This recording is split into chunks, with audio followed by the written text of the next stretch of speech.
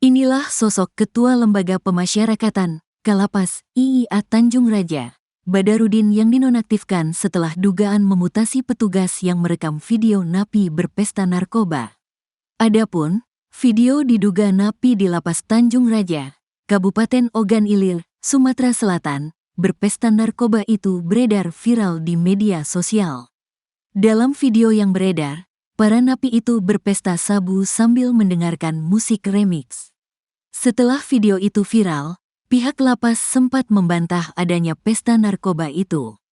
Pihak lapas juga menduga petugas berinisial R yang merekam para napi itu memiliki motif pemerasan, lalu memutasinya.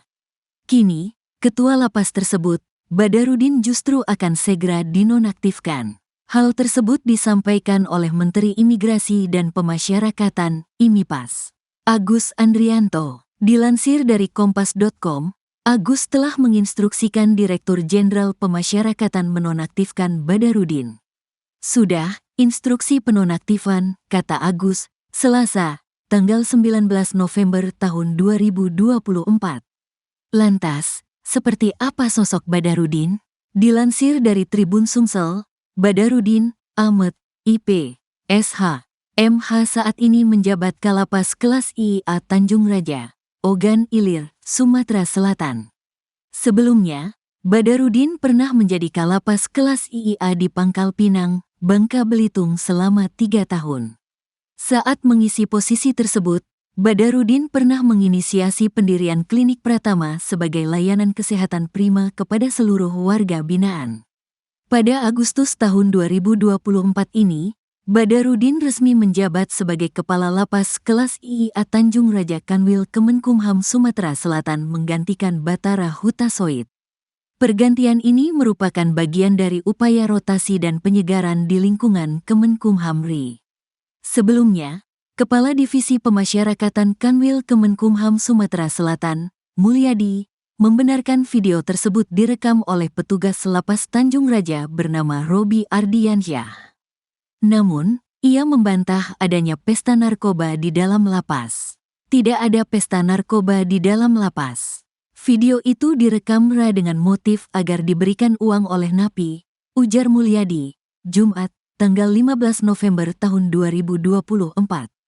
Mulyadi menjelaskan, Robi terbukti menggunakan narkoba sejak 2021 dan telah 2 kali menjalani rehabilitasi di Lampung dan Bogor. Meski demikian, ia tetap tidak bisa berhenti dari ketergantungan. Statusnya masih ASN, tapi sudah dipindahkan dan akan diberikan sanksi tegas berupa pemecatan, katanya. Menurutnya, video itu direkam menggunakan 2 ponsel, satu untuk memutar musik remix dan satu lagi milik Robi untuk merekam napi. Robi diduga mengancam napi dengan menyebarkan video tersebut jika tidak diberi uang, meski jumlah yang diminta belum diketahui. Videonya sudah lama direkam untuk mengancam napi. R juga jarang masuk kerja, pernah diperiksa Inspektorat Jenderal, kena hukuman disiplin berat, dan terakhir positif narkoba saat bertugas di Rukbasan Batu Raja, jelas Mulyadi.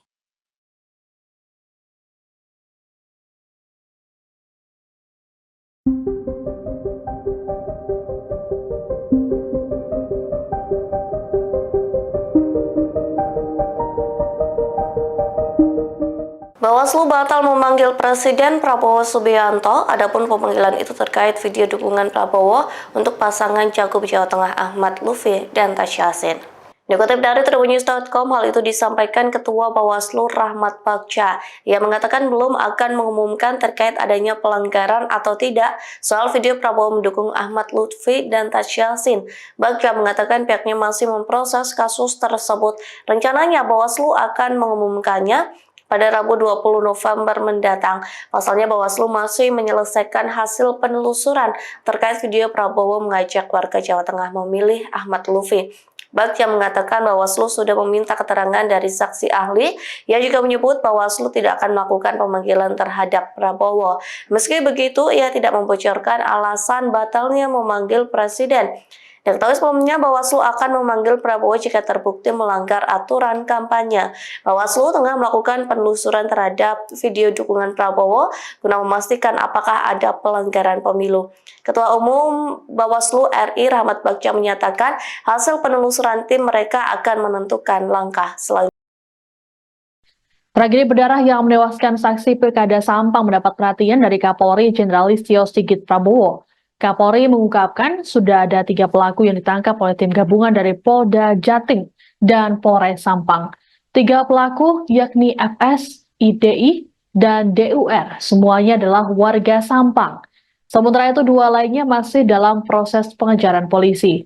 Dalam keterangan di Mapolda Jatim pada Selasa 19 November, Sigit berharap agar seluruh jajaran Polda dan Polres untuk mempersiapkan pola pengamanan sesuai dengan dinamika situasi keamanan di masing-masing daerah. Sigit juga tak ingin peristiwa di Sampang berdampak ke daerah lainnya.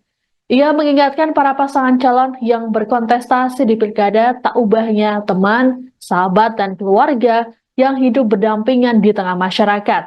Adapun Kapolri bersama dengan Panglima TNI Jenderal Agus Subianto berkunjung ke Surabaya untuk mengecek secara langsung pengamanan jelang Pilkada 2024 di Jawa Timur.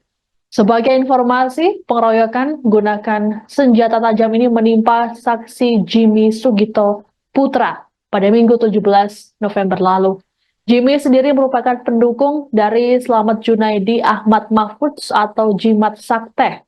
Insiden terjadi di Desa Ketapang Lauk, Kecamatan Ketapang, Kabupaten Sampang, Jawa Timur. Peristiwa bermula saat pasangan Jimat Sakteh berkunjung ke daerah tersebut untuk bertemu seorang tokoh. Kemudian mereka mendapat pengadangan dari sekelompok orang. Korban kemudian berusaha menghadapi pelaku dengan maksud tak ingin melawan, sehingga ia tak membawa senjata. Naas Jimmy justru tewas karena dikeroyok oleh para pelaku menggunakan senjata tajam. Terakhir dari Kapolres menyampaikan ada 3 yang sudah diamankan, yang saya kira dari Polres Sampang di backup oleh Polda akan terus melaksanakan pengembangan sampai dengan tuntas, dan tentunya saya dalam hal ini mengharapkan dan memesankan kepada seluruh saudara-saudara semua untuk bisa menjaga diri. Proses pilkada sebentar lagi akan berjalan, tolong ini menjadi peristiwa yang tidak terulang lagi, karena yang bertanding, yang berhadapan, yang menjadi pasangan calon ini sebenarnya adalah bagian dari teman-teman kita, saudara-saudara kita, sahabat-sahabat kita. Jadi mari kita dukung dengan pelaksanaan. Untuk di Jawa Timur sendiri, mana aja Pak petanya yang dianggap rawan Pak? Jadi tentunya ada pembagian, karena di sini ada kurang lebih 60.751 TPS. Jadi dipaparkan ada 3 pengelompokan, yaitu wilayah yang sangat rawan, kemudian wilayah yang rawan, dan wilayah yang kurang rawan. Jadi kurang lebih